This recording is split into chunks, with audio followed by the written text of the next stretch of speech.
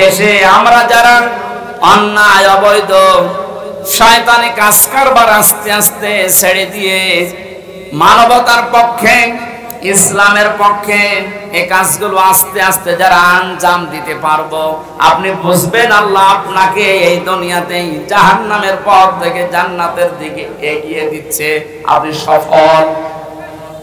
আমার হায়াতুদ দুনিয়া ইল্লা মাতাউল গুরুর, এই শব্দটা আল্লাহ এত কঠিন ভাবে কোরআনে দিয়েছেন। এ পৃথিবীর মানুষেরা ভালো করে শোনো, দুনিয়ার জীবন কিন্তু একটা ধোঁকা। এটা কি? আপনার সন্তান আপনার জন্য ধোঁকা, স্ত্রী ধোঁকা, টাকা পয়সা, ক্ষমতা, প্রভাব, প্রতিপত্তি সবগুলো আল্লাহ বলেন ধোঁকা। বিশ্বাস যদি না হয়, মিথ্যায় চোখ বন্ধ করে দেখেন এগুলো কেমন ধোঁকা। আল্লাহ এই ধোঁকাটা এখনই আমাকে বোঝার তৌফিক দিন। ও বগুড়াবাসী, এটা যত তাড়াতাড়ি বুঝতে পারবেন তত তাড়াতাড়ি আপনার কল্যাণ হবে। আপনি যদি এখনই বোঝেন যে হ্যাঁ এগুলো আসলে ধোঁকা, আপনার অন্যায় অবৈধ কাজের ভাগ দুনিয়ায় কেউ নেবে না, অথচ অবৈধ কাজ করে যা কামাই করবেন ওগুলো ভাগ নেওয়ার জন্য হাজারো মানুষ বসে আছে। এই ধোঁকা থেকে বাঁচার জন্য আল্লাহ রাব্বুল আলামিনের সাহায্য কামনা করা দরকার। আল্লাহ পাক আমাদেরকে জানিয়েছেন, আমি যে নামটা নিয়েছি রব, তোকে আস্তে আস্তে করে দুনিয়ার জীবনে এনে মুখটা পবিত্র করে রেখেছিলাম, তুই মুখটা আর পবিত্র রাখতে পারলি না। হারাম অবৈধ এবং নাপাক জিনিস দিয়ে মুখটা অপবিত্র করে আমার কাছে আসলি। আমি তো শুধু নাম নিয়ে শেষ করে দেইনি, নামের কার্যকারিতা গুণাগুণ আমি আল্লাহ ওগুলো বাস্তবে বহন করি।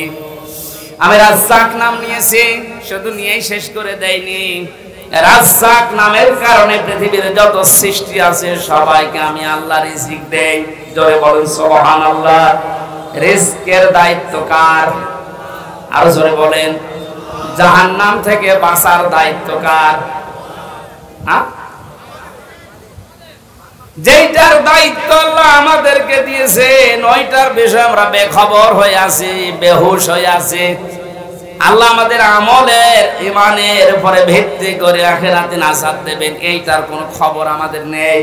অথচ যেটার দায়িত্ব আল্লাহ নিজের হাতে নিয়েছেন ওইটা নিয়ে পেরেশান হয়ে আজ হাজারো মানুষ জাহান্নামের টিকিট কেটে বিদায় নিচ্ছে।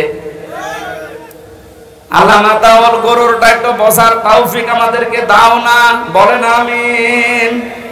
এখানে এমন আল্লাহর উপর আমরা ঈমান এনেছি যার অস্তিত্ব আছে, যার নাম আছে, প্রতিটি নামের গুণাগুণ আছে, কার্যকারিতা আছে। তিনি হুকুম দিয়েছেন, তিনি আরকান দিয়েছেন। এগুলো যারা বিশ্বাস করে বাস্তব জীবনে মানতে পারে এই মানুষগুলোই আসল নেকির কাজে আছে। ওয়াল ইয়াউমিল আখিরে, কিয়ামতের ময়দানের বিশ্বাস দৃঢ় থাকা লাগবে। কিসের বিশ্বাস? জন্মের পর থেকে আমার মনে হয় আমরা এই শব্দের সাথে পরিচিত যে কিয়ামত হবে, কিয়ামতে জবাব দেওয়া লাগবে। এটা যে নেকির কাজ, এটা যারা বিশ্বাস করেছিল তাদের জীবনের দিকে আপনি তাকান। আল্লাহ ঘটনাগুলো এমনি খেলা করার জন্য শুনিয়েছেন তা না। খলিফাতুল মুসলিমিন হযরত ওমর, এই যে হিসাব, এটা বিচার, এটা যে কি জিনিস আমরা এখনো অনেকে টের পাই না। উনি বিশ্বাস করেছিলেন যে বিচার হবে, হিসাব দেওয়া লাগবে। সন্তানটা ভর্তি করে দিলেন মাদ্রাসায়। হযরতে আব্দুল্লাহ, ওই একই জায়গায় হুসাইন হযরতে আলীর সন্তান লেখাপড়া করত। হযরতে হুসাইন রাদিয়াল্লাহু তাআলা আনহু বারবার কলম ফেলে দিচ্ছিলেন। আব্দুল্লাহকে বলেন তুলে দাও। একবার, দুইবার, তিনবার তুলে দেওয়ার পর উনি বললেন, হুসাইন বারবার কলম ফেলে দাও, আমারে তুলতে বলো, আমি কি তোমার গোলাম, চাকর, খাদেম নাকি? হযরত হুসাইন মুখ ফসকে বলে ফেলেছেন, আব্দুল্লাহ তুমি শুধু চাকর না, তুমি খাদেম না, তুমি খাদেমের বাচ্চা, খাদেম। অথচ ওই সময় প্রেসিডেন্টের ছেলে বাড়িতে গিয়ে বলছে, আব্বা আমি আর মাদ্রাসায় যাব না, হুসাইন আমাকে গালি দিয়েছে, আমি নাকি খাদেমের বাচ্চা, খাদেম, তুমিও নাকি খাদেম, তুমি যদি বিচার না করো এই মাদ্রাসায় পড়াই বন্ধ করে দেব। খলিফাতুল মুসলিমিন হযরত ওমর বললেন, সন্তান এখন না, বিচার জমার দিন নামাজের সময় করব। খুতবা দিচ্ছিলেন, ডাক দিয়ে বললেন, হোসাইন এখানে আসো। বলে, হ্যাঁ সামনে আসো। তুমি আমার সন্তানটাকে গালি দিয়েছো? বলে, হ্যাঁ দিয়েছি। কেন দিলে? ইমাম হোসাইন ডাক দিলেন, খলিফা বুকে হাত দিয়ে বলেন তো, আপনি কি আমার নানার খাদেম ছিলেন না? আমি তো দেখেছি আপনি আমার নানার খেদমত করছেন। খাদেমের ছেলেকে খাদেমের বাচ্চা বলেছে, অসুবিধা কি? হযরত ওমর কেঁদে ফেললেন, ডাক দিয়ে বলে, হোসাইন আমি তো এভাবে কোনোদিন ভাবি নাই। মেয়ে শব্দটা লিখে দিতে পারবে? কাগজ কলম নিয়ে আসেন। খেজুরের পাতা নিয়ে এসেছে, লিখে দিলেন, হোসাইন আমি নিজে আলীর সন্তান হয়ে বলছি, ওমর আমার নানার খাদেম ছিল, আমি দেখেছি। সই করে দিলাম। 9টা উপকারের ঘোষণা দিয়েছেন আল্লাহ দুনিয়াতে কেউ যদি তাকওয়া অর্জন করতে পারে। 1 নম্বরে, ওই লোকটা যদি বিপদে পড়ে মহান আল্লাহ এমন জায়গা থেকে তাকে সাহায্য পাঠায় যার কল্পনা কোনোদিন তার হৃদয়ে আসে নাই। জোরে বলুন সুবহানাল্লাহ। এটা আজ দেখতে আমাদের বহু বাকি। এটা যারা দেখতে পেয়েছিলেন তাদের ঈমান আমি দেখেছি। এই মানুষগুলোর ঈমান পাথরের চাইতেও শক্ত ছিল। সত্যিই যারা তাকওয়া অর্জন করতে পেরেছে দুনিয়াতে, ওই মানুষগুলোর কাছে দুনিয়া আল্লাহ এমন তুচ্ছ বানিয়ে দিয়েছে, তামাম দুনিয়াটা একটা ডিমের চাইতেও তাদের কাছে কম দামি মনে হতো। আমরা আসলে তাকওয়া অর্জন করে আল্লাহর এই 9টা যে উপকারের কথা, সাহায্যের কথা, এটা পাচ্ছি না, কারণ আমাদের তাকওয়া নেই। তোমরা সত্যবাদী যারা, সত্যপন্থী যারা, তাদের সঙ্গে থাকবে। সত্যবাদী কারা? এই দেশে একটা ভুল ধারণা চালু আছে। কিছু কিছু দৃশ্য দেখলে আমরা মনে করি এগুলো সত্যপন্থী, এগুলোই হক্কান, এগুলোই হক্কানি। অনেকে নিজেকে দাবিও করছে যে আমরা হক্কানি দরবারের লোক। কোরআনে কারিমে সূরা তাওবার 119 নম্বর আয়াতের শেষের অংশের ব্যাখ্যা আল্লাহ দুনিয়ায় কারো কাছে ছেড়ে দেয়নি যে 2 বেলা জিকির করলে সেই লোকটা সত্যবাদী, 5 ওয়াক্ত নামাজ পড়লে সেই লোকটা সত্যবাদী, বছরে একবার হজ করে আসলে সেই লোকটা সত্যবাদী না।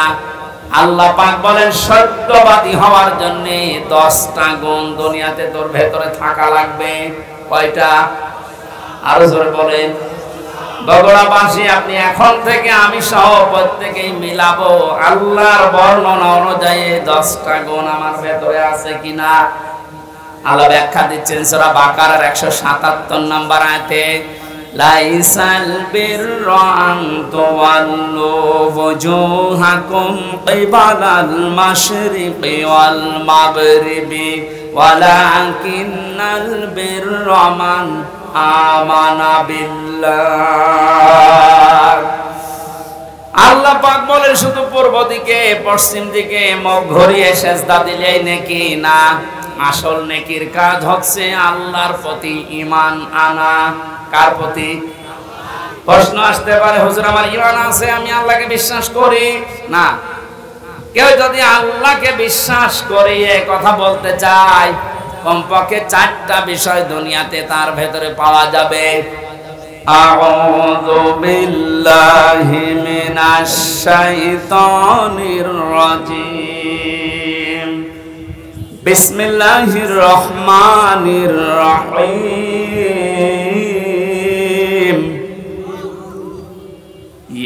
ইয়া আইয়ুহাল্লাযীনা আমানু তাকুল্লাহা ওয়া কুনু মা'আস সাদিকিন। আল্লাহর ঘোষণা, ওহে ঈমানদারেরা। আল্লাহ কোন বেঈমানকে ডাক দিয়েছেন এখানে? তাহলে যদি কোনো বেঈমান থাকেন আপনি চলে যান, কারণ এই আয়াত আপনার জন্য না, আপনার জন্য আলাদা আয়াত আছে। বেঈমানের জন্য আল্লাহর ডাক ছিল ইয়া আইয়ুহাল্লাযীনা কাফারু, হে কাফেরেরা, হে বেঈমানেরা। এখানে কোন কাফের আছে? আমরা সব ঈমানদার। আমরা কি? এখন আমার ভেতরে ঈমান আছে কিনা এটা পরীক্ষা করার থার্মোমিটার আছে। সাহাবী প্রশ্ন করলেন, হে নবী, আমার ভেতরে ঈমান আছে কিনা আমি কিভাবে বুঝতে পারবো, কিভাবে টের পাবো? আমি তো নামাজ আদায় করি, রোজা রাখি, কাবা শরীফ তাওয়াফ করি। আল্লাহর নবী বলেন, যত দুইটা কাজ তোমার ভেতরে দেখতে পাও, ইজা সাররাতকা হাসানাতুকা ওয়া সাআতকা সাজ্জিয়াতুকা, যখন কোনো ভালো কাজ, সমাজ উন্নয়নমূলক কাজ, আল্লাহর পক্ষের, রাসূলের পক্ষের, দ্বীনের পক্ষের কোন কাজ হয়, ওইটা দেখে যখন তোমার ভালো লাগে, আনন্দ লাগে, আর যখন তোমার অন্যায় কাজ দেখলে কষ্ট লাগে, তখন বুঝবে তোমার ঈমান আছে। ও বগুড়াবাসী, হাদিসটা সামনে রেখে বলেন তো, বাংলাদেশে ভালো কাজ সবার কাছে ভালো লাগে? না, অন্যায় কাজ সবার কাছে খারাপ লাগে। আপনি নিজেই নিজেকে পরিমাপ করতে পারবেন আসলে আপনার ঈমান আছে কিনা। এখন যদি মনে করেন কি আমি শেরপুর মসজিদের সভাপতি, আমার ঈমান নেই, মানে আমি তো শেরপুরের সভাপতি, আর আবু সাহেব ছিল কাবা শরীফের সভাপতি। আল্লাহর নাম আমরা অনেকেই জানি 99টা, আল্লাহর নাম 5000-এর উপরে। প্রতিটি নাম আল্লাহ নিয়েছেন, ওই নামগুলোকে গুণাগুণ দিয়ে কার্যকারিতা হিসাবে আমাদের দেখিয়েছেন। আল্লাহ রব নাম নিয়েছেন, এই কারণে নেই থেকে পূর্ণতায় আমাদেরকে পৌঁছিয়ে দিয়েছেন এই রব নামের কারণে। কথা বলে না কেন? মায়ের বীর গভীরে যখন বাবার এই বীর্যটা দ্রুত গতিতে যে আশ্রয় নেয়, আল্লাহ রাব্বুল আলামিন বলেন, যে নেই থেকে আস্তে আস্তে হামজা পর্যন্ত বানালাম। এই যে নেই থেকে পূর্ণতায় যিনি প্রতিটি জিনিসকে পৌঁছিয়ে দেন, আরবিতে তার নাম বলা হয় রব। এই নামটা আল্লাহ নিয়েছেন, এই কারণে হামজা এখানে বসে আছে। আমার বাবার স্ফলিঙ্গ দিয়ে দ্রুত গতিতে আমার মায়ের রেহেমের ভেতরে যে পানিটা গিয়েছিল, বিজ্ঞান এখন দেখাচ্ছে ওই 1 ফোঁটা নাপাক পানির ভেতরে 40,000 হামজা তৈরি হওয়ার ক্ষমতা ছিল। হয়তো 40,000 ওই পর্যন্ত তৈরি হয়ে দুনিয়ায় আসতে পারত, কিন্তু কেউ পর্যন্ত যেতে পারেনি।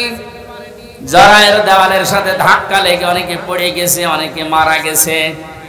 আমি হামজা একা ওই জায়গায় গিয়ে 40 দিনে শুধু পাল্টিয়েছি। আমি নতফা, মুদগা, আলাকা এগুলো হতে হতে 6 মাসের পরে চামড়া দিয়ে, বডি দিয়ে স্ট্রাকচার তৈরি করে আমার ভেতরে আল্লাহর রূহ দিয়ে একটা আকৃতি দিয়েছেন।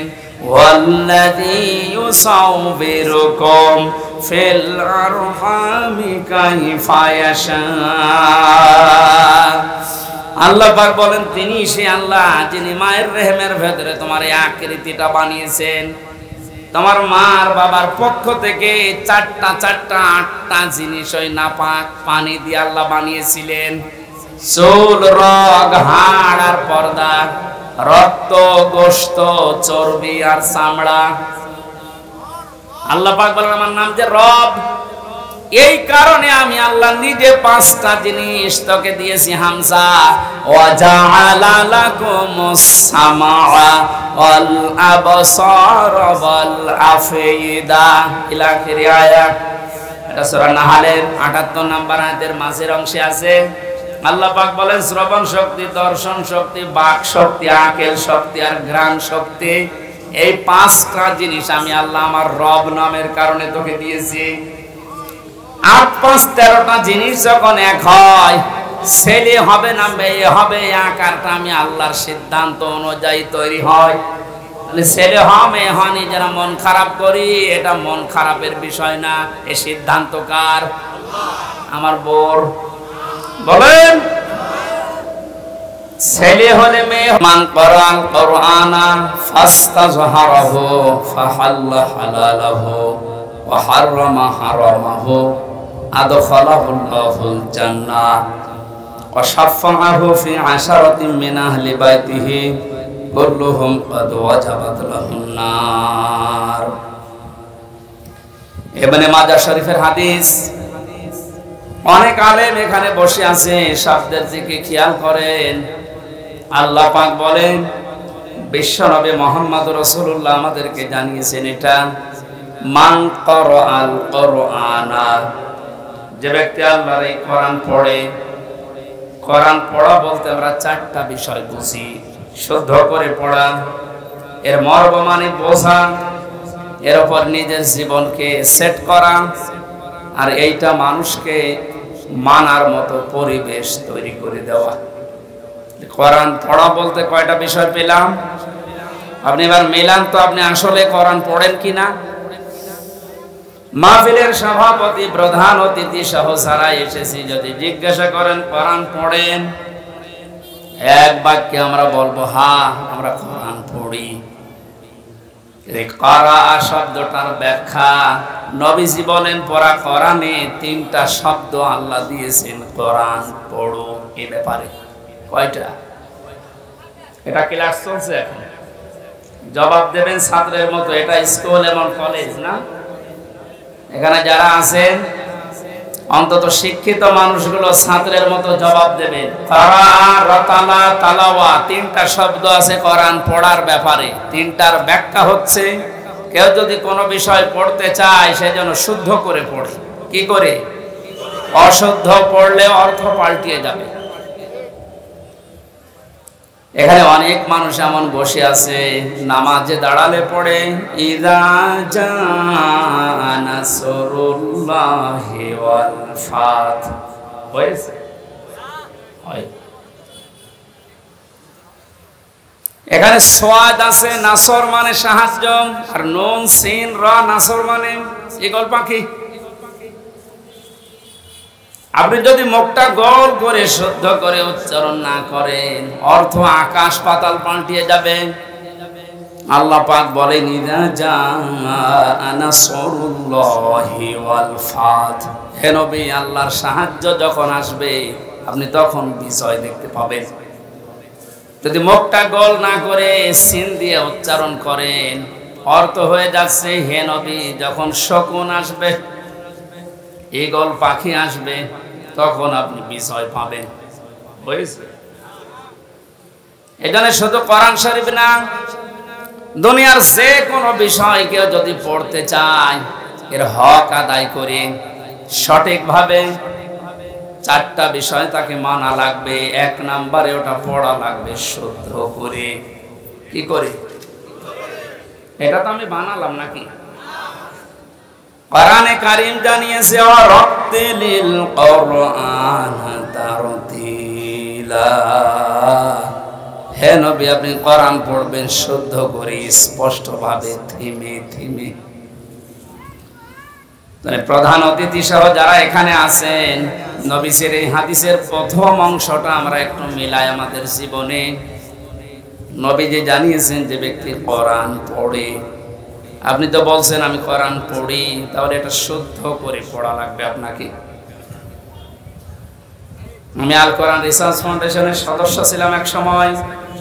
আমি দেখেছি এই দেশের জরিপে 100 জনের 95 জন আল্লাহর কোরআন শরীফ শুদ্ধ করে পড়তে পারে না। এই রিপোর্ট কি খুব ভালো রিপোর্ট না? এই জন্য আহ্বান জানাচ্ছি অন্য ধর্মের লোক এখানে যেহেতু নেই, আমরা সব মুসলিম দাবি করছি, আমাদের জীবনের 1 নাম্বার টার্গেট বানানো লাগবে আল্লাহর এই কোরআন আমরা শুদ্ধ করে পড়ব। 2 নাম্বারের মর্ম মানে বুঝতে হবে। কেন? কোরআনে কারীম জানিয়েছে ওয়াইদা সামিউ মা উনজিলা ইলার রাসূলি তারা আয়ুনাহুম তাফিদু মিনাদ দামি মিম্মা আরাফু মিনাল হক ইলা আখির আয়াত। সূরা মায়েদা 7 নাম্বার পারার 1ম নাম্বার পৃষ্ঠার 1ম নাম্বার লাইনের 83 নাম্বার আয়াতের প্রথম অংশে আছে। এটা তাফসিরে ইবনে কাসিরে পাবেন। আল্লাহ পাক বলেন হে নবী আপনি যখন আমার বান্দাদের সামনে কোরআন পড়বেন, যারা এর মর্ম মানেগুলো অনুধাবন করতে পারে, বুঝতে পারে যে আমি কি বলতে চাই, আপনি দেখবেন তাদের চোখ দিয়ে মনের অজান্তে পানি পড়ছে। কোরআনের আলোচনায় সবার চোখে পানি আসবে না, এটা বোঝার মতো যোগ্যতা আপনার থাকা লাগবে। এখানে কোরআন যদি কেউ হক আদায় করে পড়তে চায়, মাস্ট বি তাকে এটা বোঝার চেষ্টা চালাতে হবে। চারবার আল্লাহ এই ঘোষণা আমাদেরকে কোরআনে শোনাচ্ছেন, ওয়ালাকাদ ইয়াসসারনাল কুরআনা লিযিকরি ফাহাল মিন মুদ্দাকির। অবশ্যই আমার এই কোরআনকে আমি বোঝার জন্য, পড়ার জন্য, এটা মানার জন্য সহজ করে দিয়েছি। কেউ কি আসো এখান থেকে শিক্ষা নেওয়ার জন্য? বগুড়াবাসী, আমরা আজকে থেকে আল্লাহর এই আফসোস আর থাকতে দেব না। যতদিন জীবন আছে কোরআন বুঝে মরার চেষ্টা করব ইনশাআল্লাহ। 3 নম্বরে শুধু না, এটা আমাদের বোঝার চেষ্টা চালাতে হবে। কিচ্ছু লাগবে না, আপনি খেয়ে ফেলেন, নষ্ট হবে। আমার কাছে কিচ্ছু দেবেন না, আর এখানে কথা বলবেন। হ্যাঁ, আবার কারে চা দিচ্ছেন আপনি? পেছনে যে কয়জন আছে দিয়ে শেষ করে দিন, তাড়াতাড়ি করুন। একটা ক্লাস চলছে আর উনি চা খাওয়াচ্ছে। সবাইকে চা দেন, হ্যাঁ তাড়াতাড়ি করেন, ডিস্টার্ব করলে কিন্তু বসাতে পারবেন না। এটাকে আমি আর কি মারছি? ক্লাস চলে বিশ্ববিদ্যালয়ে, আমরা দেখি 40 থেকে 45 মিনিট। আমরা 1 ঘন্টা ক্লাস যদি নেই, 1 ঘন্টা ক্লাস নিলে কমপক্ষে 20 ঘন্টা পড়া লাগে। এটাতে আর কি মারা ক্লাস চলছে নাকি? এক ছাত্র এসে স্যারের কাছে বলছে, স্যার হয় ছুটি দেন, নাই আমি গেলাম। ছুটি দেন, নাই আমি গেলাম মানে যাই। তোর রোল নাম্বার কত? 82। 82 মানে ক্লাসে ছেলে মেয়ে কয়টা? 82টা। 82টা ছেলে মেয়ে, রোল নাম্বার কত? খুব ভালো ছাত্র, ওর জীবনে কোনো এম আছে, কোনো উদ্দেশ্য আছে? শুধু আসে, এটা আনন্দ ভর্তি করে চলে যায়। আপনাকে ওই রকম ছাত্র নাকি? আজকে যখন এসেছেন এই প্রচন্ড গরমে কষ্ট স্বীকার করে, অন্তত 1 ঘন্টায় যেন কিছু বাড়ি নিয়ে আমল করার জন্য যেতে পারে। আমি যে শব্দগুলো বোঝাচ্ছি খুব কঠিন কঠিন শব্দ, এতদিন আপনি শোনেননি। কোরআন পড়ার ব্যাপারে কয়টা শব্দ আছে আপনি জানতেন না? তাহলে কোরআন যদি কেউ বলে আমি কোরআন পড়ি, তার শর্ত মানা লাগবে কয়টা? 1 নম্বরে শুদ্ধ করে, 2 নম্বরে বুঝতে হবে, 3 নম্বরে যে বুঝবে ওই বিষয়ের উপরে তার বাস্তব জীবনে আমল করা লাগবে। এটাই ঝামেলা। আমরা জানি না এখানে এমন কেউ নেই যে টাকা ছেড়ে রাখে। যারা টাকা আসে, সুদের এই টাকা নেওয়া হারাম, এ জানে নাকি? হিন্দুও জানে, কথা বলেন কেন? এটা জানার পরও আমাদের আমল আছে। বলে এই যে 1 বিঘা জমি দেয়, 1 লক্ষ টাকা নেয়, 8-10 বছর এটা চাষ করে খায়, যখন ফেরত দেয় তখন 1 লক্ষ টাকায় ফেরত দেওয়া লাগে। এই সিস্টেম আছে না দেশে? এই নাম কি? এগ্রিমেন্ট। না না, এটা জায়েজ। জায়েজ আছে খাই খালাসিটা, যেটা আপনি 1 বিঘা জমি দেবেন, 10,000 টাকা নিয়ে নেবেন, ওই খেয়ে দিয়ে আর টাকা ফেরত দেওয়া লাগবে। এই সিস্টেম আছে আছে কিন্তু কম। এখন জানে যে এটা লস হবে, এটার ভেতরে আমি নেই। হারামে আরাম বেশি নাকি? ছোট্ট একটা কথা কয়েক সেকেন্ডের ভেতরে বলছি। ওমান আরাদা আন যিকরি ফাইন্না লাহু মাঈশাতান দনকা। কোরআনে কারীমের সূরা তাহার 124 নম্বর আয়াতের প্রথম অংশে আছে, আল্লাহ পাক বলেন, আমার নিয়ম নীতি বাদ দিয়ে, আমার কোরআনের বিধান বাদ দিয়ে যদি কেউ উপায় করে, টাকা পয়সা আসবে, চর্ম চোখে দেখবে, বহু কিছুর মালিক হচ্ছে, কিন্তু ওর জীবনের এই আয় উন্নতিতে আমি কোনো বরকত রাখবো না। তাফসীরে কাবীরের ভেতরে দঙ্কার ব্যাখ্যা লিখেছে 7টা। এখানে আলেম আছে না? দঙ্কার 1 না বেশি? ও, একটা জরিপ পেয়েছিলাম, এই দেশের 100 জনের 15 জন মানুষ শুধু মন থেকে চায় যে কোরআনে কারিমে দেশে ফাস্তাযহারাহু, এটা বিজয় হোক, আর বাকি 100 জনের 85 জন শুধু টানা নানায় আছে। দ্বিতীয় পয়েন্টটা হচ্ছে না। 3 নম্বরে কি ছিল? ফাহাল্লা হালালাহু ওয়া হারামা হারামাহু। যে ব্যক্তি কোরআনকে যেই সমাজে যেই দেশে কোরআন বিজয় নেই, ওখানে হালালকে হালাল জানার পর আপনি মানতে পারবেন না। এক কথা বলছেন এখানে, হারামকে হারাম জানার পর আপনি ছেড়ে দিতে পারবেন না। নাকি এই জায়গাগুলো দেশে নেই?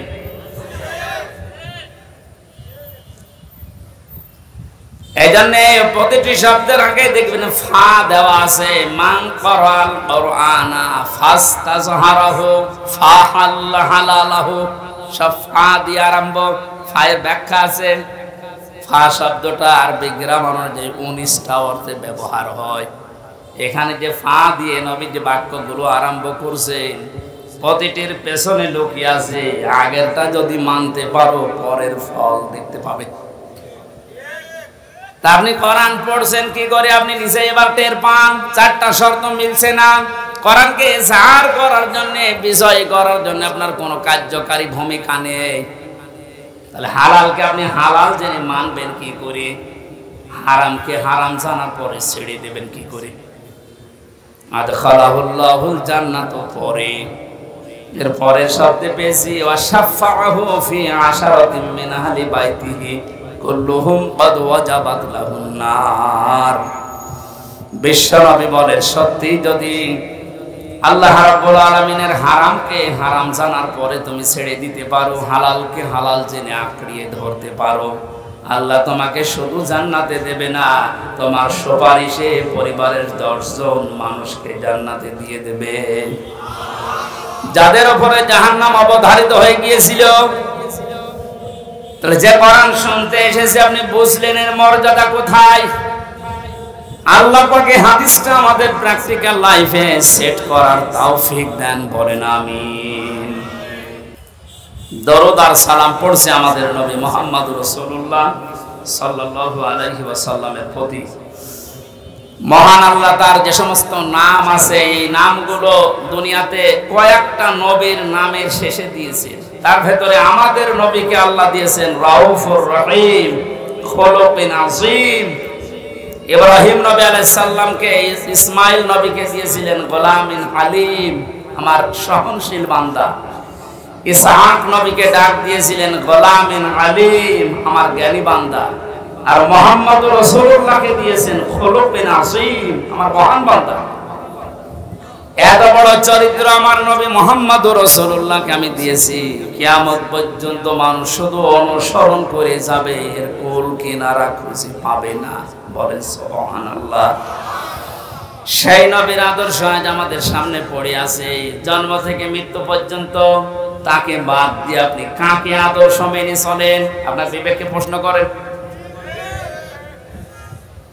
আল্লাহর ঘোষণা দেওয়া একটা আদর্শ আছে দুনিয়ায়, কয়টা?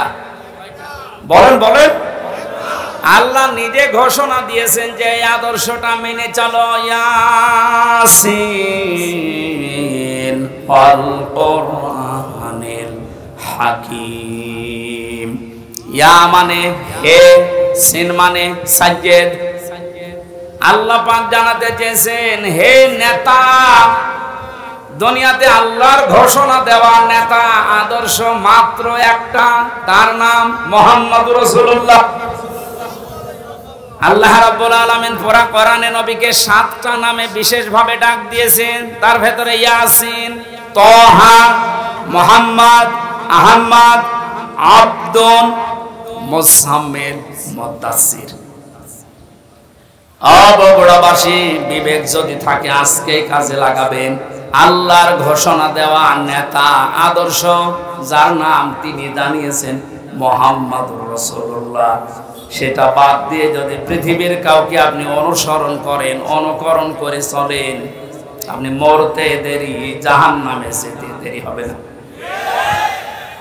এইটা আমি মানালাম না, এটা আমি মানছি। ইমাম বুখারী রাহমাতুল্লাহ আলাইহি বুখারী শরীফ লেখার আগে একটা কিতাব লিখেছেন আল আদাবুল মুফরাদ। এখানে একটা হাদিস তিনি এনেছেন, ছয় প্রকার মানুষকে আল্লাহ বিনা বিচারে বিনা হিসাবে, কোন হিসাবও নেবে না, বিচারও করবে না, মরণের পরে তাদেরকে আল্লাহ জাহান্নামে পাঠিয়ে দেবে। তার ৩ নাম্বারেই তারা দুনিয়াতে যাদের আদর্শ মুহাম্মদ রাসূলুল্লাহ ছিল না। এই হাদিসটা কোরআনের সূরা ইয়াসিনের ইয়াসিন এদের ব্যাখ্যা তাফসীর পড়ার পরে আমার বড় ভয় হচ্ছে, এ পৃথিবীতে হাজারো মানুষ মুহাম্মদ রাসূলুল্লাহর আদর্শ না মানার কারণে জাহান্নামে যাচ্ছে। আল্লাহ তুমি আমাদেরকে বাঁচাও, বলেন আমিন। আমি এটা বলে আপনার ক্ষতি করে ফেললাম? হ্যাঁ, আপনি তো ধরা খাবেন, চোখ বন্ধ হওয়ার পরে আপনি এখনই ধরা খাবেন। নবীজির একটা কথা 100 ভাগের 1 ভাগও মিথ্যা নেই। যাদের আদর্শ এখনো ঠিক হয়নি, মুহাম্মদ রাসূলুল্লাহ বাদ দিয়ে অন্য কাউকে যারা মেনে চলছেন, এখনই তওবা করে পরিবর্তন হবে, নয়তো আপনার কোনো হিসাব নেই, বিচার নেই, আপনি মরে গেলেই বিনা হিসাবে বিনা বিচারে জাহান্নামী। আল্লাহ তুমি আমাকে সহ যারা আমরা এসেছি এটা বুঝে মানার তৌফিক এখনই দান করো। আরো জোরে বলেন। কোরআনে কারিমের 6666 আয়াতের মাত্র একটা আয়াত পড়েছি, সূরা তাওবা 119 নাম্বার আয়াত। আমরা তেলাওয়াত কি তো আয়াত তাফসীর আকারে কথা বলবো ইনশাআল্লাহ, আল্লাহ যেন তৌফিক দেন। আউযু বিল্লাহি মিনাশ শাইতানির রাজীম। বিসমিল্লাহির রহমানির রহিম।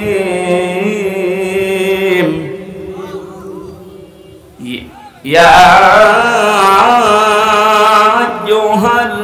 আইয়ুহাল্লাযীনা আমানুত্তাকুল্লাহা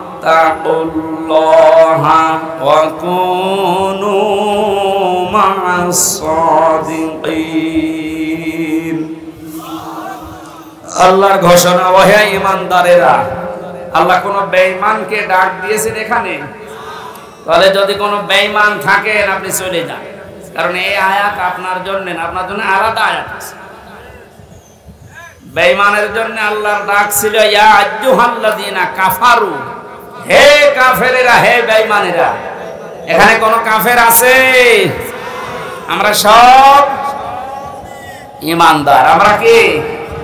এখন আমার ভেতরে ঈমান আছে কিনা এটা পরীক্ষা করার থার্মোমিটার আছে।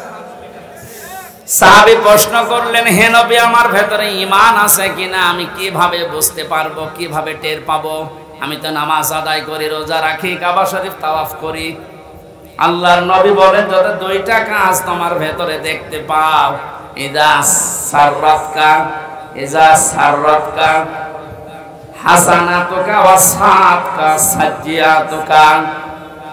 যখন কোনো ভালো কাজ, সমাজ উন্নয়নমূলক কাজ, আল্লাহর পক্ষের, রাসূলের পক্ষের, দ্বীনের পক্ষের কোনো কাজ হয়, ওইটা দেখে যখন তোমার ভালো লাগে, আনন্দ লাগে, আর যখন তোমার অন্যায় কাজ দেখলে কষ্ট লাগে, তখন বুঝবে তোমার ঈমান আছে।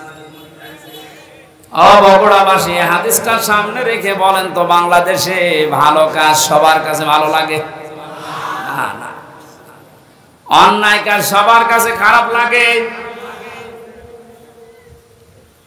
আপনি নিজেই নিজেকে পরিমাপ করতে পারবেন আসলে আপনার ঈমান আছে কিনা। এখন যদি মনে করেন কি আমি শেরপুর মসজিদের সভাপতি, আমার ঈমান নেই, মানে আমি তো শেরপুরের সভাপতি, আর আবু সাহেব ছিল কাবা শরীফের সভাপতি, তার হিসাবে আপনার কোনো খবর আছে? শেরপুর বাংলাদেশে কয়জন চেনে?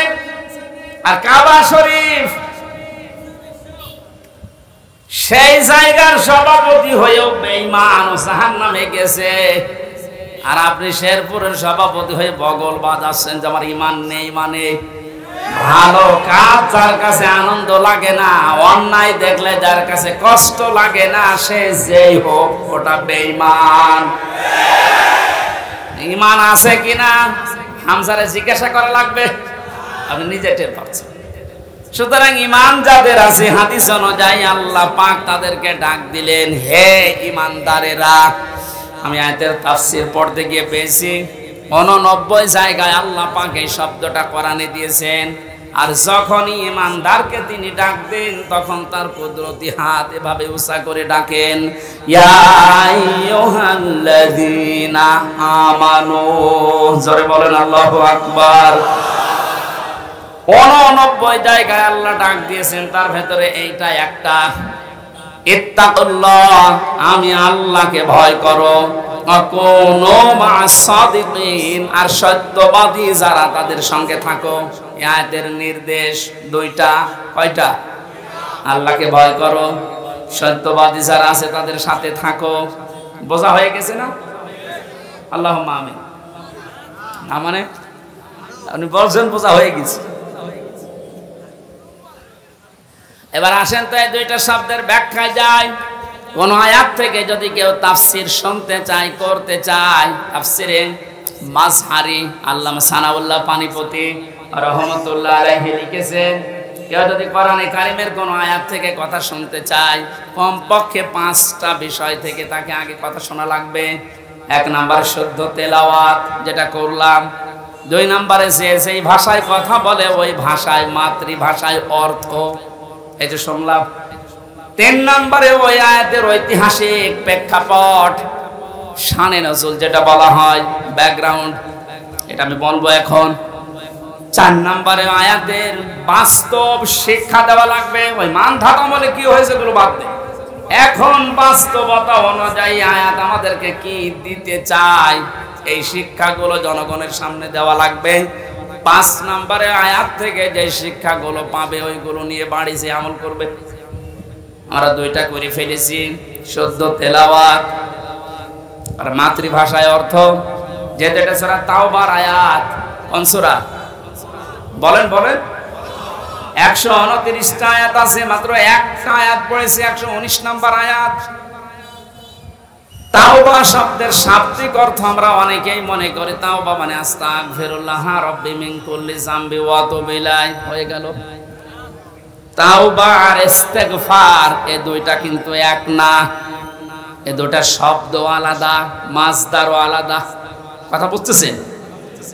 তাওবা আর ইস্তেগফার, কেউ যদি ইস্তেগফার করতে চায় সব সময় আপনি করতে পারবেন, কিন্তু তাওবা আস্তাগফিরুল্লাহ আস্তাগফিরুল্লাহ আস্তাগফিরুল্লাহ বললেই তাওবা হয় না। তাওবা করার জন্য কমপক্ষে মানুষের জীবনে 3টা বিষয় মানা লাগে। ইস্তেগফার আর তাওবার ভেতরে পার্থক্য এই, কোন মানুষ যদি তাওবা করে ওর পেছনের অপরাধগুলো শুধু আল্লাহ মাফ করে দেয় না, ওই পুরা জায়গাটা আল্লাহ নেকি দিয়ে ভরাট করে দেন। এখানে যারা এসেছি আজকে আমরা শুধু ইস্তেগফার না, তাওবা করার মতো তাওবা করে বাড়ি যাব।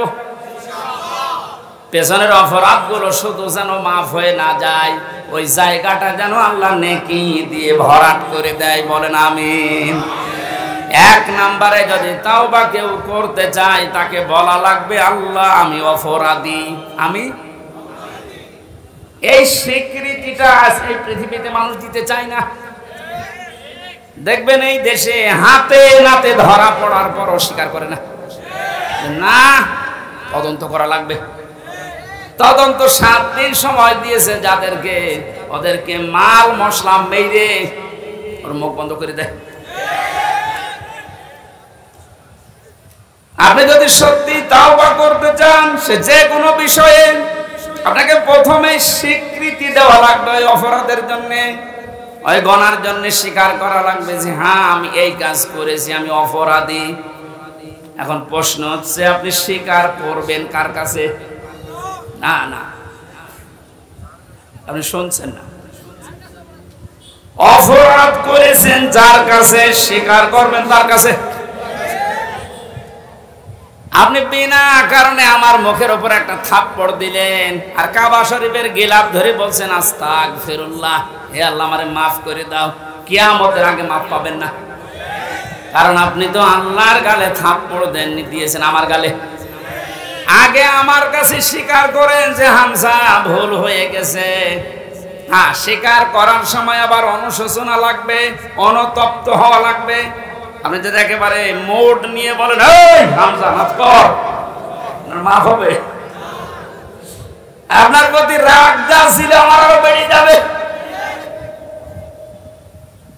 আমি আবার বলছি দ্বিতীয় পয়েন্টটা, তাওবা যদি কেউ সত্যি করতে চায়, ওই মানুষটা অপরাধ করবে যার কাছে, স্বীকার করবে তার কাছে।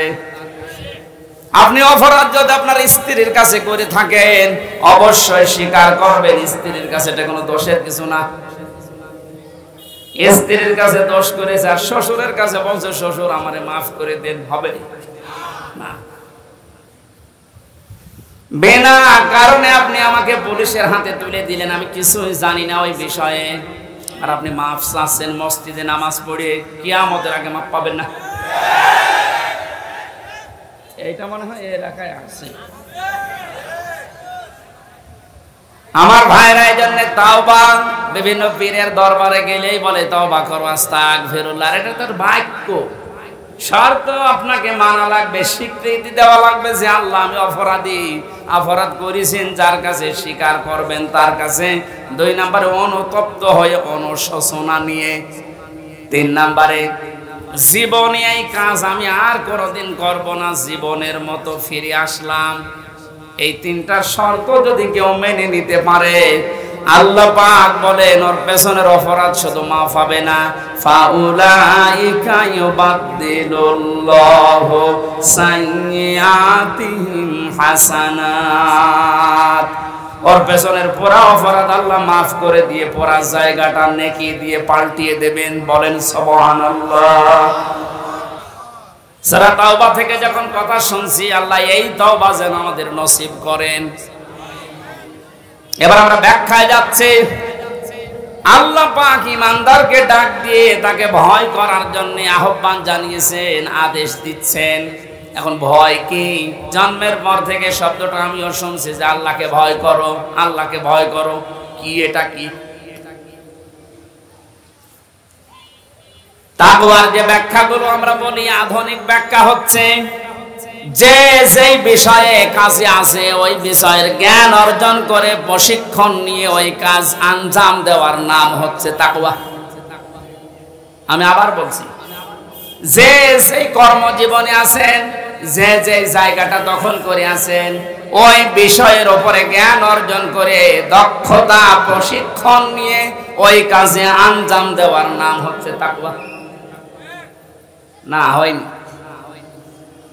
আমি আবার বলছি, তাকওয়া মানে শুধু আমার মতো জুব্বা গায়ে দিয়ে, বড় পাগড়ি গলায় নিয়ে, হাতে তসবিহ নিয়ে শুধু সুবহানাল্লাহ সুবহানাল্লাহ বলা না।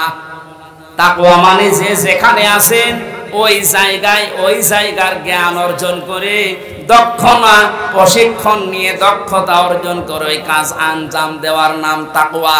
এটা যদি আজ বাংলাদেশে থাকতো, আমরা অনেক উপরে চলে যেতাম। অধিকাংশ মানুষকে এমন দায়িত্ব পালন করতে দেখা যায়, ও বিষয়ে কোনোদিনের পড়াশোনা নেই, দক্ষতা নেই, প্রশিক্ষণ নেই, আন্দাজে ওই কাজে হাত দিয়ে তার 12টা বাজায় আরো বেশি। নিচে নামা লাগবে। ঠিক আছে। তাকওয়ার দ্বিতীয় ব্যাখ্যা হচ্ছে আল্লাহর নিষিদ্ধ কাজগুলো জানার পরে শুধু ছেড়ে দেওয়া না, ঘৃণা করে ছেড়ে দেওয়ার নাম তাকওয়া। কথা বুঝতেছে? আল্লাহ আমাদেরকে তাকওয়া অর্জন করার মাধ্যমে 9টা উপকার করতে চেয়েছেন। দুনিয়া থেকে যদি তাকওয়াবান হতে পারে, তাকওয়া মানে কি শুধু বাগায় দেওয়া, শুধু জিকির করা, যেখানে সেই কাজে আপনি হাত দিয়েছেন, হ্যাঁ আপনি লেবার, কোনো অসুবিধা নেই, আপনি গাড়ি সারেন মনে করেন, গাড়ির মিস্ত্রি, ওই বিষয়ের উপরে লেখাপড়া করে ওই বিষয়ে প্রশিক্ষণ নিয়ে দক্ষতা অর্জন করে ওই কাজকে সুচারুরূপে আঞ্জাম দেওয়ার নাম কি? আরো জোরে বলেন। আর চাইনার দিকে তাকান, দিন দিন উন্নতি এমনি করছে, এইটা থাকার কারণে। ওরা যে যে বিষয়ের উপরে দক্ষতা অর্জন করে লেখাপড়া, আমি জেলে যখন ছিলাম 3টা বছর, কয়েকজন চাইনিজ আমার সাথে ছিল। ওরা কি টাকা পয়সার ঝামেলার কারণে ধরা পড়েছিল, আর দিয়েছে আমার পাশের রুমে। ভাষা তো বুঝতাম না, কিন্তু কর্মদক্ষতা, ওদের যে কাজ কারবার ভেতরে এত বুদ্ধি, জীবনে কোনোদিন কল্পনাও আসে না যে এই পানির বোতল দিয়ে এই কাজ করা যায়। তো ছাতা ওইটা করে দেখাচ্ছে। তো এই বিষয়ের উপরে তো লেখাপড়া আছে, কর্মদক্ষতা আছে এবং প্রশিক্ষণ নিয়েছে, এই জন্য দিন দিন ওরা উপরে উঠতেছে। আজ আমরা ওদের মতো যদি তাকওয়াটা বুঝতাম আর বাস্তবে কাজে লাগাতাম, আমার মনে হয় যে ষড়যন্ত্র কয়েকদিন আগে প্রধানমন্ত্রী শেখ হাসিনা যে আশঙ্কা করেছে বাংলাদেশ নিয়ে, পার্বত্য চট্টগ্রামের কয়েকটা জেলা, মায়ানমারের কিছু অংশ আর ইন্ডিয়ার কিছু অংশ নিয়ে সাদা চামড়ার যারা আছে তারা কিন্তু গোপন আন্দোলন চালাচ্ছে। এটা একটা স্বাধীন খ্রিস্টান রাষ্ট্র ঘোষণা দেবে। প্রধানমন্ত্রী 14 দলের সাথে গোপন বৈঠক করে যে কয়েকটা কথা শেষের দিকে জানিয়েছে, তার ভেতরে এটা একটা। ওনারে আশঙ্কা যদি সত্যি হয়, আপনি চর্মচোখে দেখবেন এদের ভাগ হয়ে সুদানের মতো, দক্ষিণ সুদান, পূর্ব তৈমুরের মতো খ্রিস্টান একটা স্বাধীন রাষ্ট্র এই এলাকায় চলছে। দেখো ভালো সংবাদ নাকি? আমাদের কর্মদক্ষতা, তাকওয়ার এই ব্যাখ্যা যেটা আধুনিক ভাবে করা দরকার, এটা আমাদের করা দরকার। আল্লাহ আমাদেরকে ওই পর্যায়ে যাওয়ার তৌফিক দেন, বলেন আমিন। যে যে বিষয়ে আপনার ছেলেটা, আপনার মেয়েটা যে বিষয়ে অভিজ্ঞতা ছোটকাল থেকে দেখবেন যেদিকে মন আছে, ওই বিষয়ে আপনি তাকে তুলে দিন। সবাইকে আলেম হওয়া লাগবে, সবাইকে ইঞ্জিনিয়ার হওয়া লাগবে না। যে যে বিষয়ের দিকে যেতে চায়, ধাবিত হতে চায়, ভালোবাসে, ওই বিষয়ে যেন জ্ঞান অর্জন করার জন্য রাস্তা পায়, তাকে ব্যবস্থা করে দেন। ও কর্মদক্ষতা অর্জন করে ও প্রশিক্ষণ নিয়ে ওই কাজকে সুচারুরূপে আঞ্জাম দিতে থাকলে দুনিয়া এবং আখেরাত দুইটাই আমাদের জন্য সফল হবে ইনশাআল্লাহ। আমি যে 9টা উপকারের কথা বলতে চাচ্ছিলাম, যেহেতু আর 10 যা কারেন্ট চলে গেল, আমি তো মনে করছিলাম এখনো 10 মিনিট থাকবে। জেনারেটর আছে? এই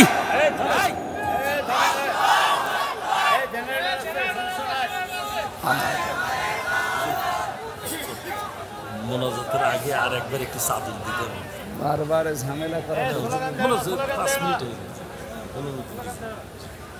বলছে, কিন্তু একবার এতক্ষণ সময় নিলেন আবার।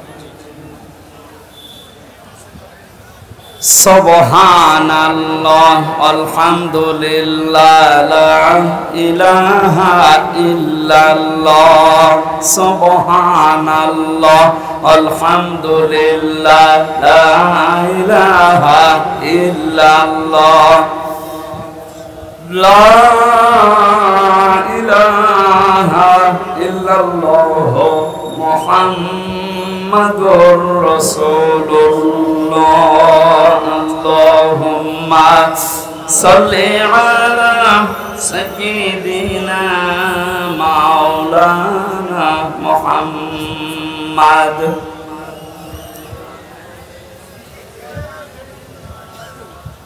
হাবিবানা মুহাম্মাদ। আমার ভাইরা, 9টা উপকারের ঘোষণা দিয়েছেন আল্লাহ। দুনিয়াতে কেউ যদি তাকওয়া অর্জন করতে পারে, 1 নম্বরে ওই লোকটা যদি বিপদে পড়ে, মহান আল্লাহ এমন জায়গা থেকে তাকে সাহায্য পাঠায় যার কল্পনা কোনোদিন তার হৃদয়ে আসে নাই। জোরে বলুন সুবহানাল্লাহ। এটা আজ দেখতে আমাদের বহু বাকি। এটা যারা দেখতে পেয়েছিলেন তাদের ঈমান আমি দেখেছি, এই মানুষগুলোর ঈমান পাথরের চাইতেও শক্ত ছিল। সত্যিই যারা তাকওয়া অর্জন করতে পেরেছে দুনিয়াতে, ওই মানুষগুলোর কাছে দুনিয়া আল্লাহ এমন তুচ্ছ বানিয়ে দিয়েছে, তামাম দুনিয়াটা একটা ডিমের চাইতেও তাদের কাছে কম দামি মনে হতো। আমরা আসলে তাকওয়া অর্জন করে আল্লাহর এই 9টা যে উপকারের কথা, সাহায্যের কথা, এটা পাচ্ছি না, কারণ আমাদের তাকওয়া নেই। তোমরা সত্যবাদী যারা, সত্যপন্থী যারা, তাদের সঙ্গে থাকবে। সত্যবাদী কারা? এই দেশে একটা ভুল ধারণা চালু আছে, কিছু কিছু দৃশ্য দেখলে আমরা মনে করি এগুলো সত্যপন্থী, এগুলোই হক্কান, এগুলোই হক্কানি। অনেকে নিজেকে দাবিও করছে যে আমরা হক্কানি দরবারের লোক। কোরআনে কারিমে সূরা তাওবার 119 নম্বর আয়াতের শেষের অংশের ব্যাখ্যা আল্লাহ দুনিয়ায় কারো কাছে ছেড়ে দেয়নি যে 2 বেলা জিকির করলে সেই লোকটা সত্যবাদী, 5 ওয়াক্ত নামাজ পড়লে সেই লোকটা সত্যবাদী, বছরে একবার হজ করে আসলে সেই লোকটা সত্যবাদী না। আল্লাহ পাক বলেন সত্যবাদী হওয়ার জন্য 10টা গুণ দুনিয়াতে তোর ভেতরে থাকা লাগবে। কয়টা? আরো জোরে বলেন। বগুড়াবাসী, আপনি এখন থেকে আমি সহ প্রত্যেকেই মিলাবো আল্লাহর বর্ণনা অনুযায়ী 10টা গুণ আমার ভেতরে আছে কিনা। আল্লাহ ব্যাখ্যা দিচ্ছেন সূরা বাকারার 177 নম্বর আয়াতে, লাইসাল বিররা আন তুওয়াল্লু ওয়াজুহাকুম কিবালাল মাশরিকি ওয়াল মাগরিবি ওয়ালাকিন্নাল বিররা মান আমানা বিল্লাহ। আল্লাহ পাক বলেন শুধু পূর্ব দিকে পশ্চিম দিকে মুখ ঘুরিয়ে সিজদা দিলেই নাকি না, আসল নেকির কাজ হচ্ছে আল্লাহর প্রতি ঈমান আনা। কার প্রতি? প্রশ্ন আসতে পারে, হুজুর আমার ঈমান আছে, আমি আল্লাহকে বিশ্বাস করি না। কেউ যদি আল্লাহকে বিশ্বাস করে কথা বলতে চায়, কমপক্ষে 4টা বিষয় দুনিয়াতে তার ভেতরে পাওয়া যাবে। আপনি এবার মিলান তো আপনার ভেতরে আছে কিনা। ওই যে কায়দায় পড়িয়েছিল হুজুররা ছোটবেলায়, মাওলানা কায়দায় পড়িয়েছে আমাদেরকে, আমানতু বিল্লাহি কামা হুয়া বিআসমাইহি ওয়া সিফাতিহি ওয়া ক্বাবিলতু জামিআ আহকামিহি ওয়া আরকানি। পড়াননি? উনি বলতে চেয়েছে আমানতু বিল্লাহ, যারা বলে আল্লাহ আমি তোমাকে বিশ্বাস করি, প্রথমে আপনাকে স্বীকার করাচ্ছেন কামা হুয়া, আমি এমন আল্লাহকে বিশ্বাস করি যার অস্তিত্ব আছে। কি আছে? পৃথিবীর অন্যান্য ধর্মের লোকদের সাথে আমাদের মিল নেই, এই কারণে আমরা এমন আল্লাহকে বিশ্বাস করি যার অস্তিত্ব আছে, যার নাম আছে বিআসমাইহি, শুধু নাম না, তার নামের গুণাগুণ আছে, কার্যকারিতা আছে। আল্লাহর নাম আমরা অনেকেই জানি 99টা, আল্লাহর নাম 5000-এর উপরে। প্রতিটি নাম আল্লাহ নিয়েছেন, ওই নামগুলোকে গুণাগুণ দিয়ে কার্যকারিতা হিসাবে আমাদের দেখিয়েছেন। আল্লাহ রব নাম নিয়েছেন, এই কারণে নেই থেকে পূর্ণতায় আমাদেরকে পৌঁছিয়ে দিয়েছেন এই রব নামের কারণে। কথা বলে না কেন? মায়ের বীর গভীরে যখন বাবার এই বীর্যটা দ্রুত গতিতে যে আশ্রয় নেয়, আল্লাহ রাব্বুল আলামিন বলেন যে নেই থেকে আস্তে আস্তে হামজা পর্যন্ত বানালাম। এই যে নেই থেকে পূর্ণতায় যিনি প্রতিটি জিনিসকে পৌঁছিয়ে দেন, আরবিতে তার নাম বলা হয় রব। এই নামটা আল্লাহ নিয়েছেন, এই কারণে হামজা এখানে বসে আছে। আমার বাবার স্ফলিঙ্গ দিয়ে দ্রুত গতিতে আমার মায়ের রেহেমের ভেতরে যে পানিটা গিয়েছিল, বিজ্ঞান এখন দেখাচ্ছে ওই 1 ফোঁটা নাপাক পানির ভেতরে 40,000 হামজা তৈরি হওয়ার ক্ষমতা ছিল। হয়তো 40,000 ওই পর্যন্ত তৈরি হয়ে দুনিয়ায় আসতে পারত, কিন্তু কেউ পর্যন্ত যেতে পারেনি। জরায়ের দেওয়ালের সাথে ধাক্কা লেগে অনেকে পড়ে গেছে, অনেকে মারা গেছে। আমি হামজা একা ওই জায়গায় গিয়ে 40 দিনে শুধু পাল্টিয়েছি। আমি নতফা, মুদগা, আলাকা এগুলো হতে হতে 6 মাসের পরে চামড়া দিয়ে, বডি দিয়ে স্ট্রাকচার তৈরি করে আমার ভেতরে আল্লাহর রূহ দিয়ে একটা আকৃতি দিয়েছেন। ওয়াল্লাযী ইউসাউবিরুকুম ফিল আরহামি কাইফা ইয়াশা। আল্লাহ পাক বলেন তিনি সে আল্লাহ যিনি মায়ের রেহেমের ভেতরে তোমার এই আকৃতিটা বানিয়েছেন। তোমার মার বাবার পক্ষ থেকে 8টা জিনিস ওই নাপাক পানি দিয়ে আল্লাহ বানিয়েছিলেন। চুল, রগ, হাড় আর পর্দা, রক্ত, গোশত, চর্বি আর চামড়া। আল্লাহ পাক বলেন আমার নাম যে রব, এই কারণে আমি আল্লাহ নিজে 5টা জিনিস তোকে দিয়েছি হামজা। ওয়া জাআলা লাকুমুস সামাআ ওয়াল আবসার ওয়াল আফইদা ইলা আখিরি আয়াত। এটা সূরা নাহলের 78 নম্বর আয়াতের মাঝের অংশে আছে। আল্লাহ পাক বলেন শ্রবণ শক্তি, দর্শন শক্তি, বাক শক্তি, আকেল শক্তি আর ঘ্রাণ শক্তি, এই 5টা জিনিস আমি আল্লাহ আমার রব নামের কারণে তোকে দিয়েছি। 8 5 13টা জিনিস যখন এক হয়, ছেলে হবে না মেয়ে হবে, আকারটা আমি আল্লাহর সিদ্ধান্ত অনুযায়ী তৈরি হয়। ছেলে হয় মেয়ে হয়, নিজেরা মন খারাপ করি, এটা মন খারাপের বিষয় না, এ সিদ্ধান্ত কার? আমার বোর। বলেন ছেলে হলে মেয়ে, আমি সহ যারা এই জাহেলিয়াতে আছি আল্লাহ তাদেরকে যেন মুক্তি করেন, বলেন আমিন। ছেলে হোক মেয়ে হোক, কারো দোষ আছে? স্বামীর দোষ আছে? আল্লাহ রাব্বুল আলামিন বলেন 8 5 13টা জিনিস যখন এক হয়ে যায়, 6 মাস পার হয়ে যাওয়ার পরে কি আমি দুনিয়াতে আস্তে করে বের করার সিদ্ধান্ত নেই। আল্লাহু আখরাজাকুম মিন বুতুনি উম্মাহাতিকুম লা তা'লামুনা শাইআ। মায়ের পেট থেকে আস্তে করে দুনিয়ার ময়দানে আমি আল্লাহ তোকে নিয়ে আসলাম। এমন অবস্থায় নিয়ে এসেছিলাম যখন কিছু খেতে পারতিস না, এই জন্য আমি আল্লাহ তোর মায়ের স্তনে 6 মাস আগেই তোর জন্য খাবার আমার রব নামের কারণে গরম করে রেডি করে রেখেছি।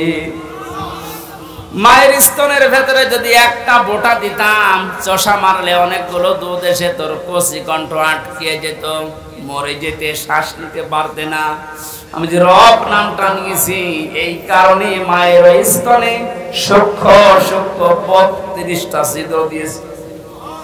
একবার চষা দিলে যেন একবার এই দুধগুলো এসে তোর মুখের ভেতরে প্রবেশ না করে, ওই জায়গায় জমা হয়ে সূক্ষ্ম সূক্ষ্ম 32টা ছিদ্র দিয়ে আস্তে আস্তে করে এসে তোর জীবন আমি বাঁচিয়েছি।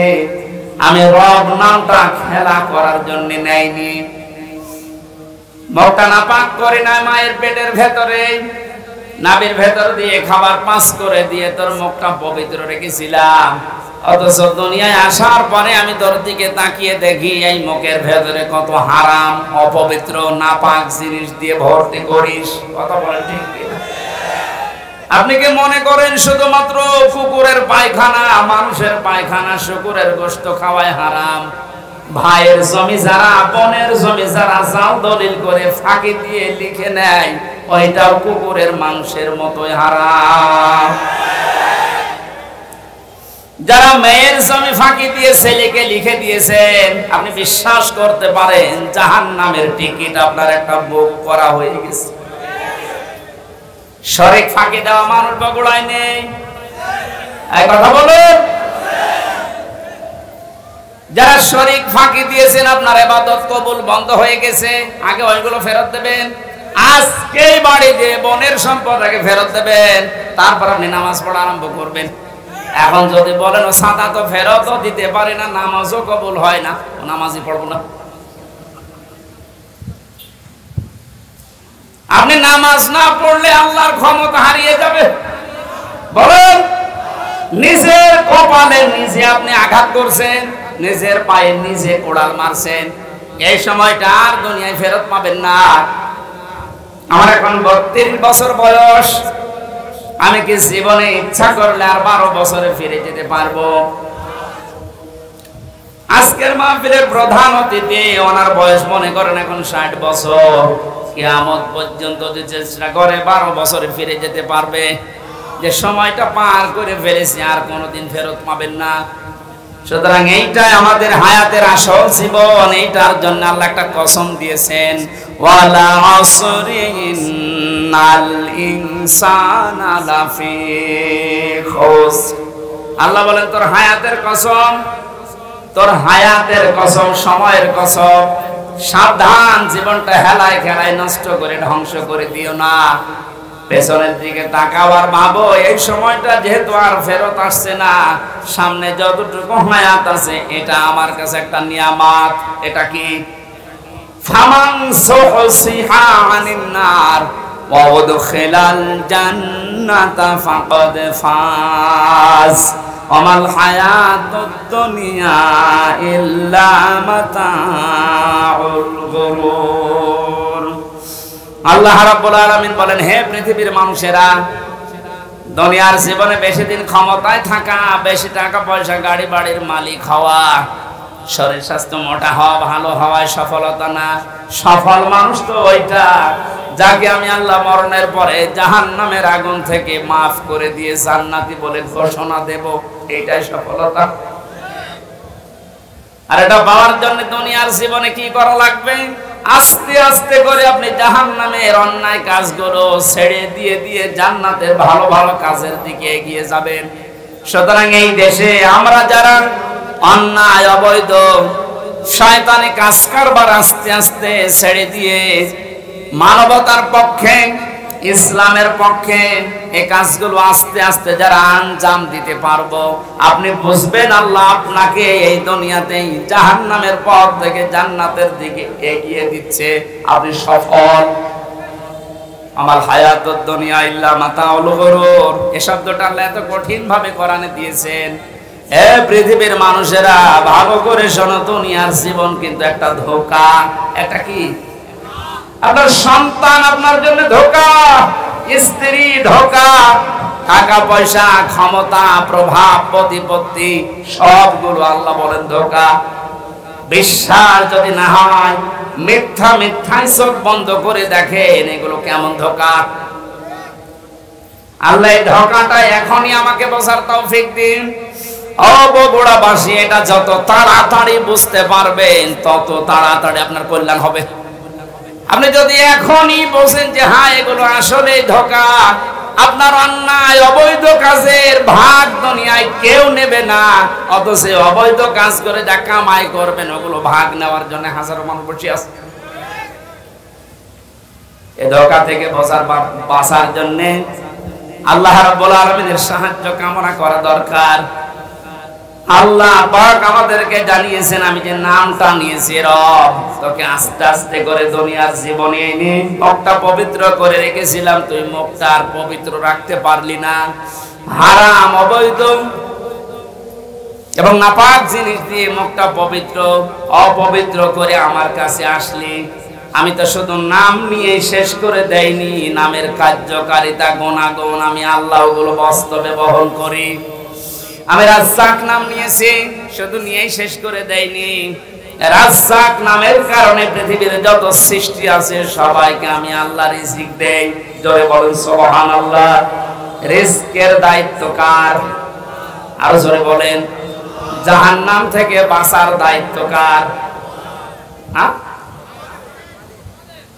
যেটার দায়িত্ব আল্লাহ আমাদেরকে দিয়েছেন ওইটার বিষয়ে আমরা বেখবর হয়ে আছি, বেহুশ হয়ে আছি। আল্লাহ আমাদের আমলের ইমানের উপরে ভিত্তি করে আখিরাতে নাজাত দেবেন, এইটার কোনো খবর আমাদের নেই। অথচ যেটার দায়িত্ব আল্লাহ নিজের হাতে নিয়েছেন ওইটা নিয়ে পেরেশান হয়ে আজ হাজারো মানুষ জাহান্নামের টিকিট কেটে বিদায় নিচ্ছে।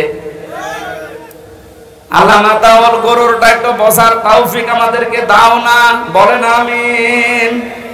এখানে এমন আল্লাহর উপর আমরা ঈমান এনেছি যার অস্তিত্ব আছে, যার নাম আছে, প্রতিটি নামের গুণাগুণ আছে, কার্যকারিতা আছে।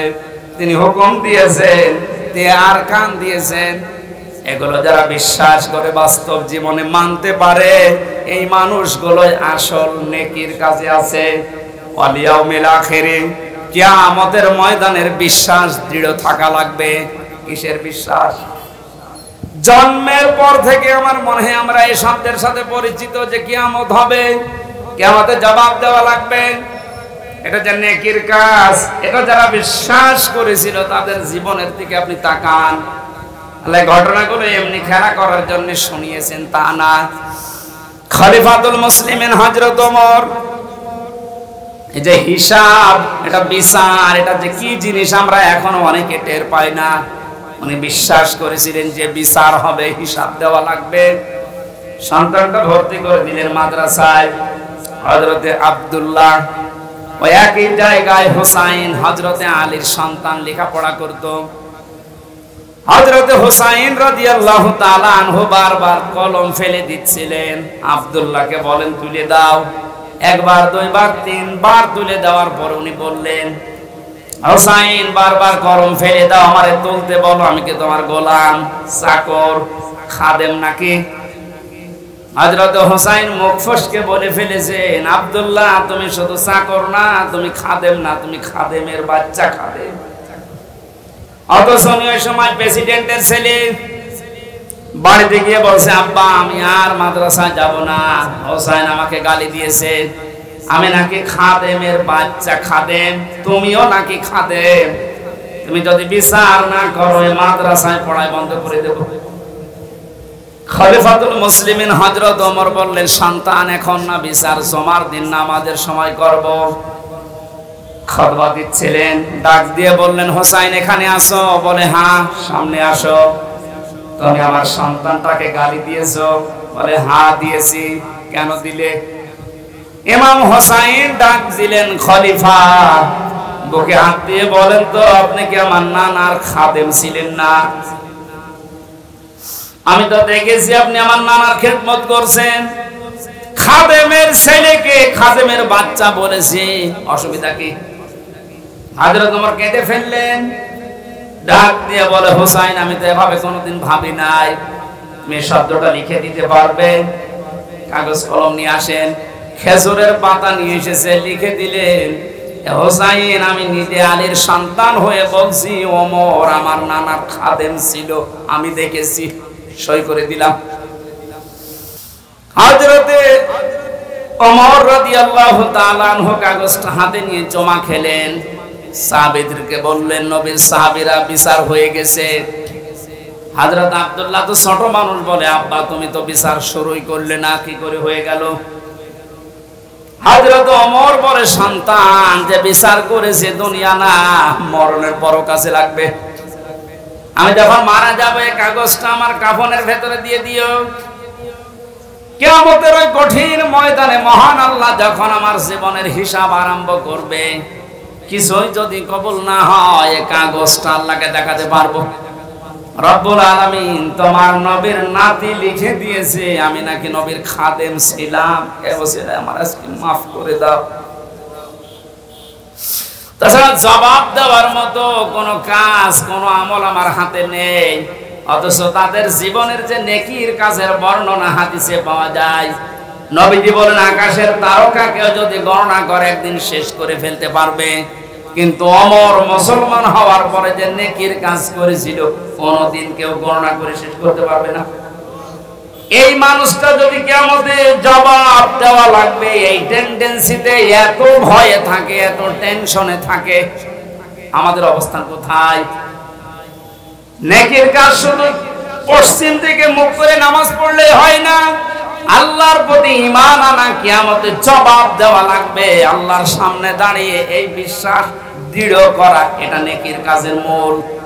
এটা যতদিন পর্যন্ত আমাদের দেশের 1628 জন মানুষের ভেতরে বদ্ধমূল না হবে, এই দেশটা ততদিন দুর্নীতি মুক্ত হবে না।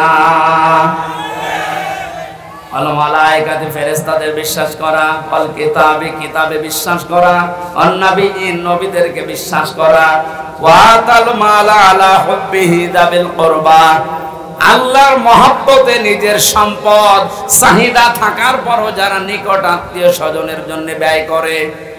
ও বাংলার জনগণ, এই গুণটা আজ বাংলাদেশে কার ভেতরে আছে আপনি তাকান। নিজের প্রয়োজন থাকার পরেও নিজের সম্পদ যারা নিজের নিকট আত্মীয়, এতিম মিসকিন অসহায় বন্যাগ্রস্ত মানুষদের পাশে যারা দাঁড়ায়, এই মানুষগুলো আল্লাহর ভাষায় সত্যবাদী, এরাই মুত্তাকি। মুত্তাকি সত্যবাদী খোঁজার জন্য আমেরিকায় যাওয়া, সৌদি আরবে যাওয়া দরকার নেই।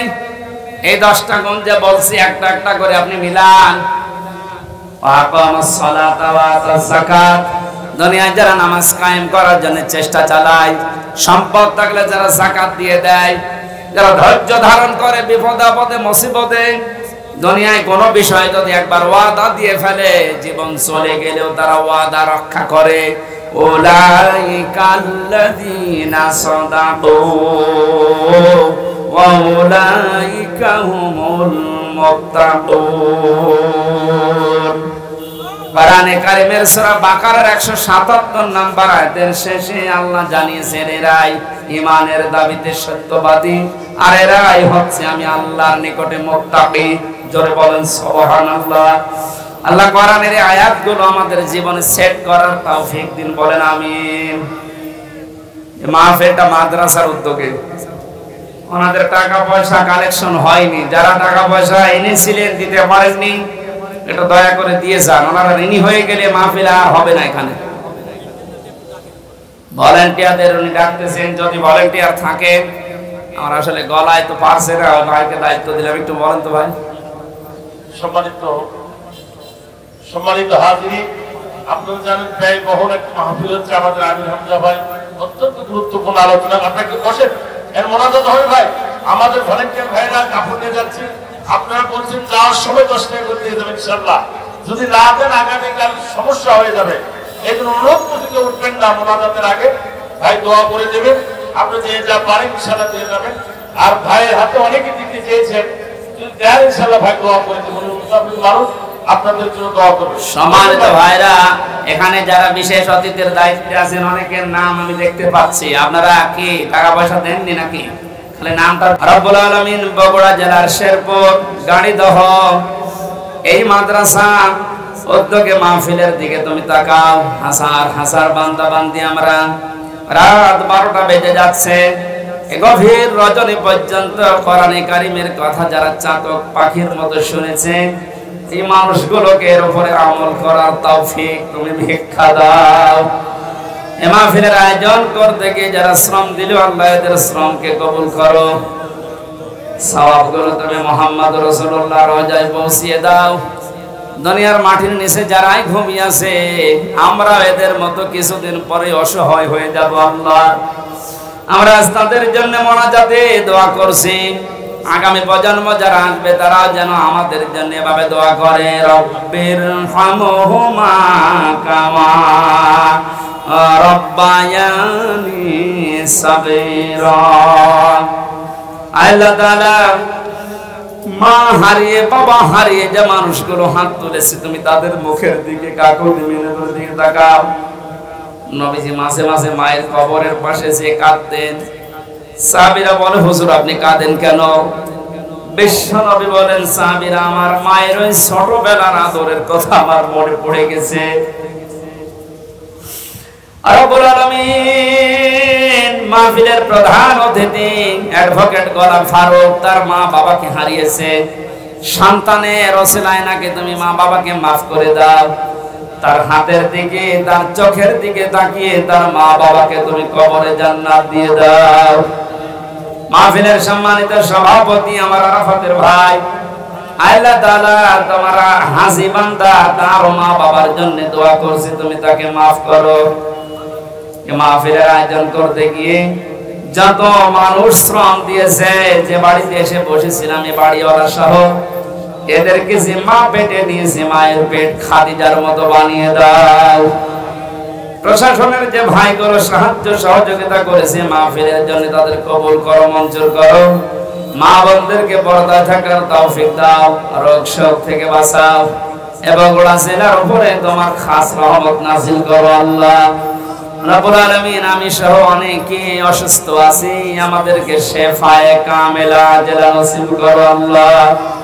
এবং ওরা শেরপুরে আসলেন, শ্রদ্ধাভাজন বড় ভাই মাওলানা আব্দুল্লাহ আলামিনের কথা মনে হয়, আল্লাহ তোমার গোলামকে দিনের দায়ী হিসাবে মঞ্জুর করে নাও। মাওলানা রেজাউল করিম ফারুকী, আব্দুল বারী রশিদি ভাই সহ এ মাহফিল যার মাধ্যমে এসেছে, আল্লাহ তাআলা ফরিদুল হক ভাই সহ যত আলেম এখানে এসেছে, আলেমদেরকে আলেম হিসাবে কবুল করে নাও। আল্লাহ তাআলা ওয়াহিদুল ইসলাম সহ যত মানুষ আমিন আমিন করছে, জীবনের চাহিদা সেগুলো পূর্ণ করে দাও। বাকি জীবন ইসলাম ঈমানের উপরে টিকে থাকার তৌফিক দাও। দেশটা নিয়ে যে ষড়যন্ত্র চলছে আল্লাহ তুমি বাঁচাও রব্বুল আলামিন। দেশের দায়িত্বে যারা আছে সততার সাথে পালন করার তৌফিক দাও। সাদিকিন হওয়ার জন্য যে 10টা গুণ তুমি কোরআনে দিয়েছো, আমি সহ প্রত্যেককে এখন থেকে মেনে চলার আমল করার সুযোগ দাও। বারাকাল্লাহু লানা ওয়া লাকুম ফিল কোরআনিল আযীম। কখন কার মরণ আসে জানি না, যখনই মরণ আসবে যেন বলি লা ইলাহা ইল্লাল্লাহু মুহাম্মাদুর রাসূলুল্লাহ। সালাম।